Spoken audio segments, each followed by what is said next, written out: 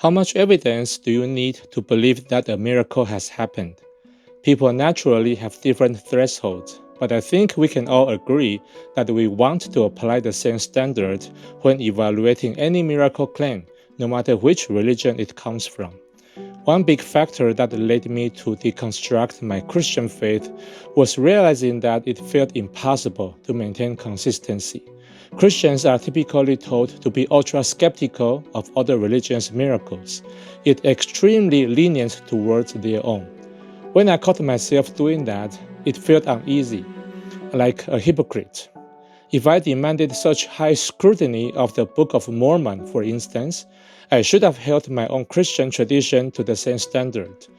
But after a lot of research and reflection, I concluded that Christianity, as I understood it, also failed to pass the test. In this video, I'll point out how to spot these double standards that many Christians use to defend their faith while dismissing other religions. Once you see it, you will never unsee it. And believe me, I felt embarrassed for not seeing it sooner when I was still a Christian. Hello, my friends. I'm Shane from Mindful Living, and I'm glad you are here. You might assume that this video is about mocking Christians or God, but it's not. My real goal is introspection, taking a critical look at how we think and make decisions.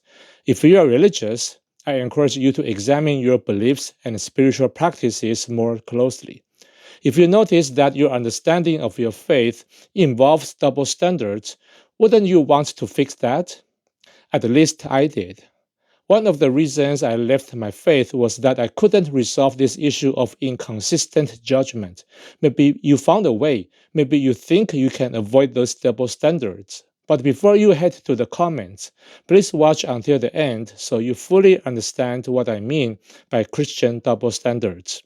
And instead of just talking at you for the entire video, I am going to bring in a few clips from Christian YouTubers themselves, evaluate their claims, and see if those double standards pop up. Recently, Marian Bertuzzi of the channel Capturing Christianity has drawn a lot of attention for converting to Catholicism. He used to do general apologetics. Now his focus is on Catholic teachings. In a recent video, he argues that Marian apparitions, or appearances of the Virgin Mary, have stronger evidence than even the biblical accounts of Jesus' resurrection. The logic goes, if you believe in a resurrection based on the New Testament, then by the same standard, you should definitely believe in Catholicism, given the evidence for these Marian apparitions. It's about the group appearances, like the 500 witnesses in 1 Corinthians 15. Christians love pointing to these as powerful evidence for the resurrection, and there's good reason to do that, right? It's like the more witnesses that you have, the better the evidence. But here's the issue. If group appearances prove the resurrection, what do you do with Marian apparitions like Fatima or Zeitoun? Tens of thousands, sometimes millions of people witness these events, including skeptics, including journalists, and including non-Christians. Are Protestants actually ready to accept these miracles, or is this the double standard that finally breaks their theology entirely? Protestants are applying a double standard here. They said multisensory experiences make the resurrection stronger, but Zeitoun had those too. They said natural explanations must be ruled out, but Zeitoun rules them out just as effectively. They said the disciples' willingness to die makes the resurrection stronger, but Zeitoun's witnesses were just as sincere. Imagine if we had photographs of the empty tomb glowing with light. Imagine if millions of people, including skeptics, saw and confirmed it. Would anyone seriously doubt the resurrection if we had that level of evidence? But that's exactly what Zeitoun is. It's a miracle caught in real time, confirmed by believers and non-believers alike. And yet, many Christians ignore it. So at this point, the choice is very clear. Either we follow the evidence where it leads, or we only accept miracles that fit our pre-existing theology. So Cameron points out that Protestants have trouble accepting Marian apparitions, yet embrace the resurrection stories, even though Marian apparitions arguably have more numerous contemporary witnesses. That's a challenge. On what basis do you accept one miraculous event and dismiss another? Gavin Ortlund is a Protestant YouTuber.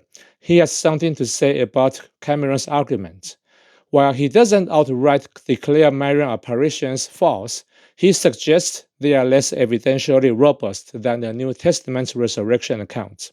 His main point is recognizability. People who witnessed the Marian apparition in Zeitoun, Egypt, didn't know Mary personally. She never spoke. They only saw a glowing figure at night from a distance. In contrast, Jesus' disciples lived with him, spoke with him, and touched him. So let me highlight the two biggest ones: prior knowledge of the person and vocal conversation in close proximity. The disciples had lived with Jesus for several years. They knew exactly what he looked like. He appears to them many, many times over more than a month. Acts chapter 1, verse 3 says he gave many proofs for a period of about 40 days. That's the time between the resurrection and the ascension. And he's talking to them at point blank range on many different occasions. He's, telling them to touch his body for the specific purpose of recognizing his identity. In contrast, at Zeitoun, the figure that is purported to be Mary does not say a word. There's over this roughly 3-year period, there's not a single word that she says. She's seen at a distance on the top of a roof, and she is only ever seen at night. Furthermore, she's seen by people who don't have a prior relationship with her and specific knowledge of what she looks like. So the recognition is based on much looser criteria, like raising hands to bless the crowd, dressed in white, looking like a nun, things like this. Sometimes holding a baby Jesus, things like there's other things I'll mention.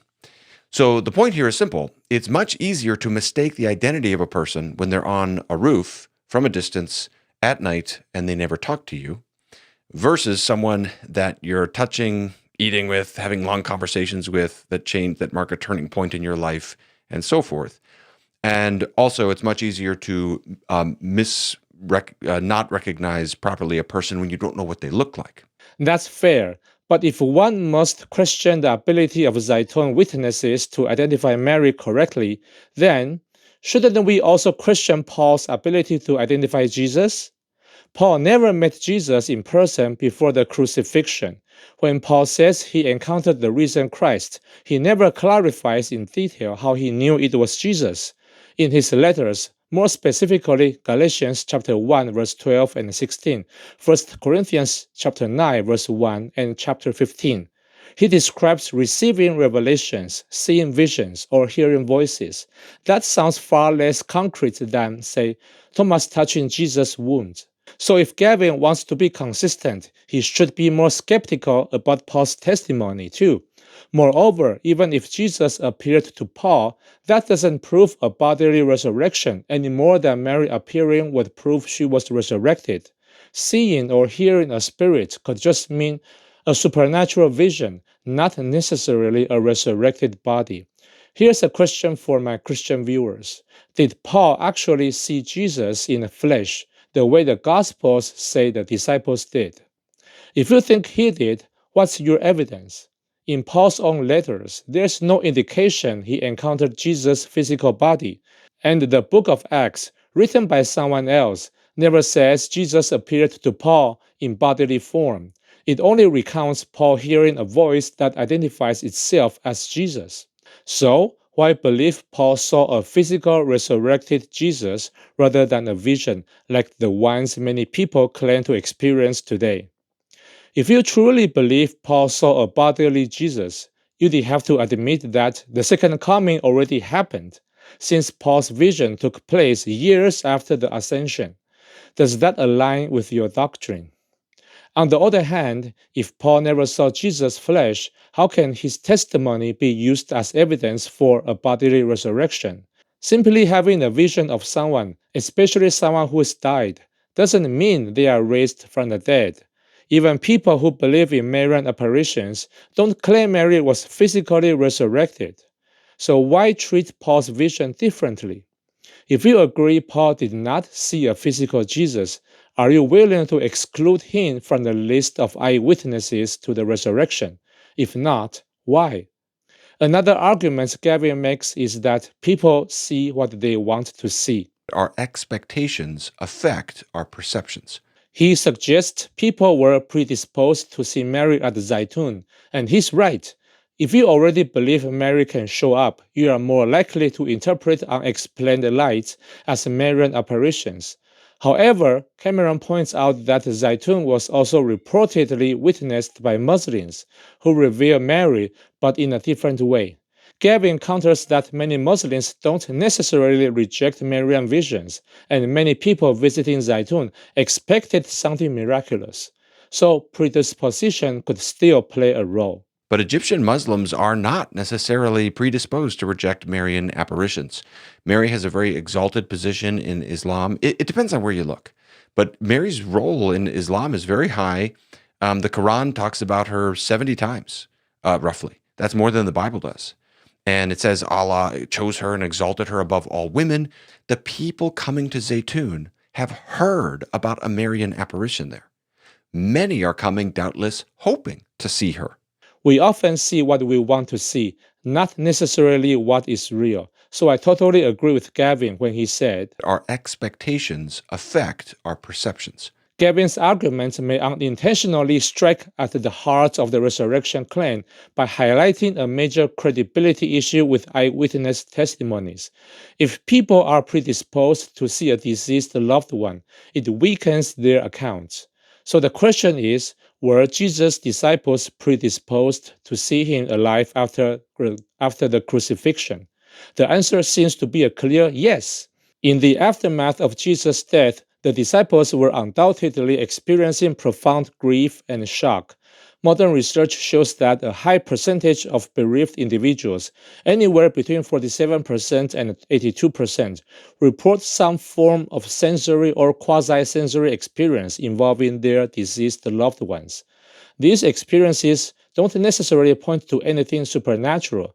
They are relatively common, even among healthy people not suffering from psychiatric conditions. We also know that ancient communities were generally more superstitious than we are today. They fully believed God or gods could intervene at any time and place. Miracles, including the dead returning to life, fit right into that worldview. Consider how King Herod immediately assumed that Jesus was John the Baptist raised from the dead in Matthew chapter 14, verse 1-2. Or how Martha expressed her belief in a future resurrection for her brother Lazarus in John chapter 11, verse 24.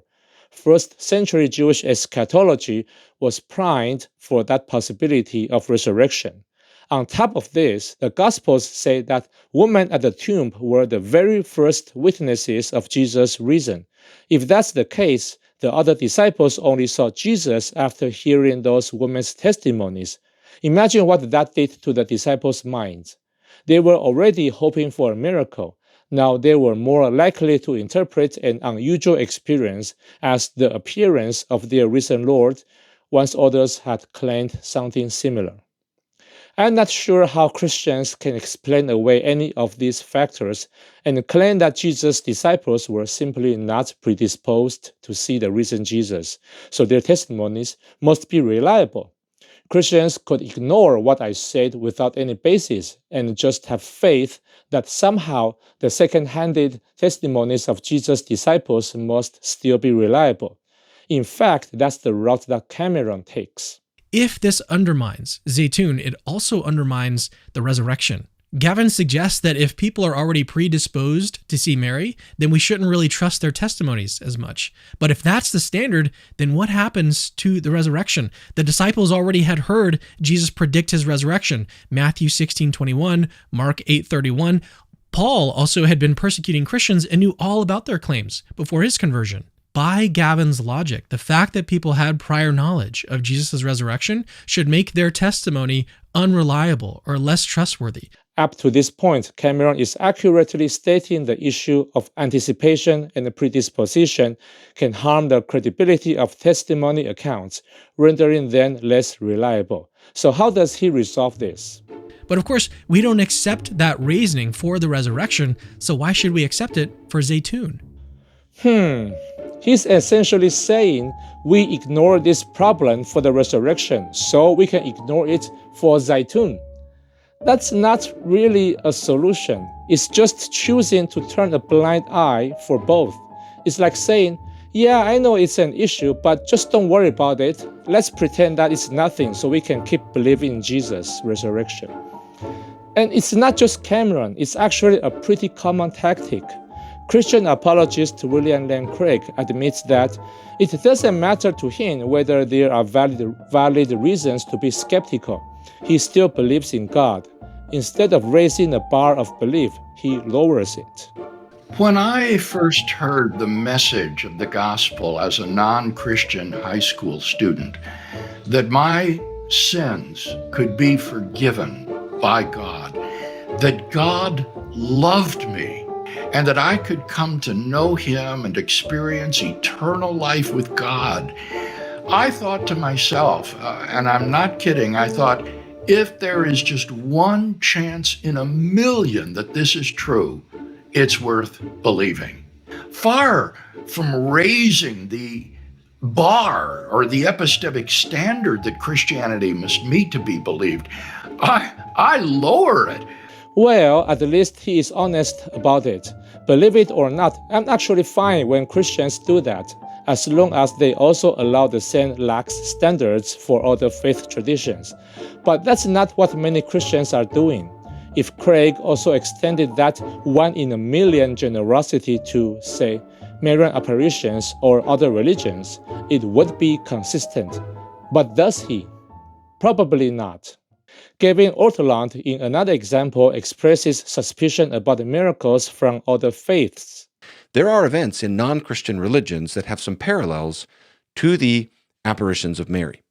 And they don't have all the same, they don't have the same number of people involved, potentially, as at Zeitoun, where there's so many. But they have the same kinds of evidence. And I'm concerned that, based upon what we conclude from Zeitoun, what will that then mean for other religions? So just to give one example, a friend of mine, he's not really a friend, he's just someone who always comments on my videos, and I always say, I like this guy's comments. He was sharing about this event in Canada in 2014, where there was an apparition at a Hindu temple. And a group of worshipers are gathered. There's an image of this particular saint, as he is regarded among Hindus and some other groups as well, a kind of spiritual leader in India who had been dead for several generations. And this apparition lasted for several hours. It happened on 2 different occasions. It has living eyewitnesses, all of whom swear by what they saw. We have some photographs. Granted, they're kind of sketchy. It's hard to see. But the photographs from Zeitoun are also kind of tough to work through. How much have they been doctored and this kind of thing. This was reported by the news. The experience of it was spoken about as incredibly powerful by those who attended and so on and so forth. And if you really don't like this particular example, actually, you can find other examples. It's actually not that hard to find other alleged supernatural events that it's hard to disprove. I agree. If you believe Jesus was raised from the dead because of the available evidence, it's really hard to reject other religions and remain consistent in your standards of evaluation. So what's Gavin's solution? What is his reason for being suspicious? The question that it raises is for those of us who are Christians, like myself, I think Jesus is the true revelation of God. How do we respond to these other episodes? It's hard to say that, all these eyewitnesses are lying and this kind of thing. And I think what we have to come to terms with is that Christianity teaches that we live in a world filled with supernatural beings. And I think sometimes as modern people in the West, we forget the diversity of different kinds of angels and demons and just how active they are in the world. What? So you are saying the demons did it? That's how you justify disbelief? Really? Now, this is difficult to talk about because as soon as I mention that, we talk about the possibility of either angelic or demonic influence in any of these events. If we talk about demonic influence, it can feel like we're insulting the people involved. That's not the intention. No, Gavin, that's not the most glaring issue when you suggest that miracles in other religions are performed by demons. The question you should worry about is how you can be certain that the miracles you believe in are not similarly performed by demons. What criteria do you use to make sure that you are not also deceived by the devil? Everyone is made in God's image. We should treat members of other religions with respect, and we shouldn't be purely dismissive as though they're all just evil fully or something like that. But nonetheless, angels and demons are so active in the world that it shouldn't surprise us to see lots of supernatural events of various kinds, including demonic ones. And that's consistent in Scripture, and that's consistent throughout church history. So that's why it's so important to be discerning about them. So, in other words, it looks like something supernatural is going on at Zeitoun. What then follows is we have to be very careful to say, what is this exactly? I agree with Gavin that we should be skeptical and careful when evaluating claims of Marian apparitions, but why doesn't he apply the same caution to the resurrection of Jesus? If he is open to the idea that demonic forces might be tricking people in other faiths, why not consider the possibility that Jesus' own disciples were deceived, or that first-century Jews who rejected Jesus were actually correct? Why can't Gavin simply admit he doesn't know about the resurrection the same way he admits uncertainty about Marian apparitions? If you allow for the possibility of demonic deception to explain other religious miracles, then your credibility suffers if you don't also allow for that same possibility in your own religion. It's that simple. Some Christians argue that the disciples' up-close interactions with the risen Christ lend credibility to their accounts, but adding details like eating or talking together doesn't automatically make a story more plausible. If I claimed I owned a unicorn and gave vivid details about feeding and playing with it, it wouldn't make my story any more trustworthy. Even if we momentarily accept that close contact makes a claim stronger, are Christians willing to acknowledge that other biblical miracles, those with fewer details, might be fictional? This is where many fail the consistency test. It's not just Protestants who can be inconsistent when evaluating miracle claims. Christians of all denominations can fall into the same trap without realizing it. For instance, Catholic apologist Trent demonstrated this kind of double standard in his debate with Jacob Hansen, a Latter-day Saint.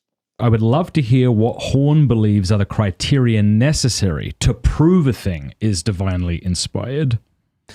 Sure. I think I would go back. So why do I believe this is important in my journey actually as a Christian, that I came to believe that God existed and from historical evidence that Christ rose from the dead. And I did that without believing the Bible is divinely inspired. I just believe that these are ancient documents that come, and it's not just from secondhand or non-eyewitnesses or anonymous sources. We know Paul wrote his letters. We know Paul knew the apostles, and Paul testifies to Jesus' post-resurrection appearances. We know Luke was a companion of Paul, and Luke describes the post-resurrection appearances. No reason to make up a Luke. You're going to make up somebody. Why some anonymous guy like Luke? So historically, I can demonstrate that a miracle occurred and began the Christian faith and the Christian church. So from there, though, the reason I believe that the 73 books of the Bible are divinely inspired is because the church Jesus Christ established authoritatively taught that, first at local regional councils and then at an ecumenical council in the 16th century. It is funny. Trent did just admit, at the base of his worldview, when you dig down, why do you believe in all of this stuff? The book of Exodus to be inspired despite its lack of archaeological evidence. He says, because of witnesses to the resurrection. And I said, what witnesses? Well, we got maybe 3, and it's from late accounts, and they're anonymous, and one of them was just a visionary account with Paul, and, okay, I got 3. And we don't even have like the actual things. But on the other hand, I'm presenting 19 eyewitness accounts with hundreds of accounts, and then all he can do to rebut that is to bring up sort of obvious, sort of anti people that are against them, who are trying to catch them in their words. But he hasn't looked at you could just go read Richard Anderson's book on the eyewitnesses of the Book of Mormon. Their testimonies are solid, and they never denied them. They were sincere, and those are the same criteria that he uses to believe the apostles. So it's a clear and obvious double standard. Jacob Hansen made a strong point about consistency. Many Christians question the reliability of the eyewitness accounts for the Book of Mormon and the Golden Plates. But the more they challenge those pieces of evidence, the more they undermine the value of eyewitness testimony as evidence. If the Book of Mormon can be dismissed despite having 11 eyewitnesses, why should the resurrection of Jesus be considered real when we may have only 3, Paul's letters and the Gospels of Matthew and John? Even then, scholars debate whether Matthew and John were actually written by Jesus' disciples, meaning we might not even have 3 first-hand accounts, but just 1. So where does that leave Christians? Lastly, I want to bring up an observation that doesn't get enough attention. Most Christians do not actually require eyewitness accounts or multiple independent sources to believe a miracle occurred, at least not consistently. Their standards can shift depending on which miracles they are discussing. Take the resurrection of Jesus, for example. Many Christians insist that having relatively recent written accounts and multiple independent witnesses is crucial. They will say that if numerous people reported the same event without collusion, then that event is more credible. However, as soon as I mention that Matthew, Mark, and Luke aren't independent sources because there is clear evidence that they borrow from one another, I see the standard shift right in front of my eyes. Suddenly, Christians will argue that one gospel writer using material from another doesn't reduce the evidentiary value, and independence is no longer so important. That standard changes even more dramatically when we look at miracles other than the resurrection. For instance, a majority of Christians believe that Shadrach, Meshach, and Abednego from the book of Daniel were really thrown into a furnace and walked out alive. But on what basis? It's a single account, and we are not even certain who wrote it or precisely when. Critical scholars generally date Daniel to the 2nd century BC, hundreds of years after the fact. Even if Christians believe Daniel wrote it himself, that's still just one source with no corroborating evidence. And yet, that doesn't stop most Christians from firmly believing it happened. They can't say, well, Jesus confirmed it, because Jesus never mentioned the story of the fiery furnace. Contrast that with Jonah and the big fish, which many Christians defend as reliable because Jesus supposedly referenced Jonah. But that furnace story isn't in any of Jesus' recorded teachings. So the logic that Jesus confirmed it, so it must be true, obviously don't apply. If we are honest, even if Jesus hadn't mentioned Jonah, most Christians would believe the Jonah story anyway, exposing another instance of inconsistent standards. I noticed this double standard a lot when I was still a pastor, and it became one of the main reasons I decided I could no longer believe in Christianity. It troubled me deeply, and if you are a Christian, it should trouble you too. So where does all this lead us? Jacob Hansen, in his debate with Trent, said something insightful. I think the best argument against the Book of Mormon is the atheist sort of argument that's against all of this, okay? The idea is we're talking about miracles happening in the 1800s. It's very easy to think about miracles happening a long time ago, but when they get closer to home, we start to get like, I don't think this could happen today. You know, back in the day, armies were swallowed by the sea in the Reed Sea, and the atheist presents a consistent position where they say, look, all of this is hocus pocus, and I think that is a position that I think remains consistent and actually makes the case against the Book of Mormon. So, but when you're not an atheist, and suddenly these things are in the realm of possibility, then suddenly they become possible. But I would say that the strongest arguments against the Book of Mormon come from an atheist worldview that sort of presupposes that all of this is hocus pocus anyway. Jacob acknowledges that an atheist's consistent stance is to reject all miracle claims, including those of the Book of Mormon. I think he's right. Another Catholic YouTuber, Adrian, shares the same perspective, saying atheists can reject both biblical miracles and Marian apparitions consistently. Now, the first way Protestants can get out of this conundrum while still being logically consistent is to just stop being a Christian, because you could agree with Alex O'Connor in saying, yeah, the evidence for Marian apparitions is not very good, so I'm not going to believe those. But to be logically consistent, you'd also have to say that the evidence for the resurrection of Jesus and the miracles of the Bible are also not very good. So I'm going to not believe those either, which means I am no longer a Christian. I hope you don't take that route. I think the evidence for the resurrection and the Marian apparitions are both very good. So don't take that route. But you would be logically consistent in doing so. But then, what about other claims like Hindu deity apparitions or Joseph Smith's golden plates endorsed by 11 witnesses? If we are being consistent, shouldn't we treat those just as seriously? In any case, I appreciate these Christian YouTubers for recognizing that atheists, at least, hold a consistently skeptical worldview across all miracle claims. Now it's your turn. If you are religious, have you managed to retain your faith without resorting to these shifting standards? If so, let me know in the comments. Personally, I believe a strict standard is better than a loose one. Nobody wants to be gullible or get scammed. If you are curious, I have a video on religious scams and how to guard yourself against them. You can tap on the screen to check it out. Thank you for watching, and I'll see you next time.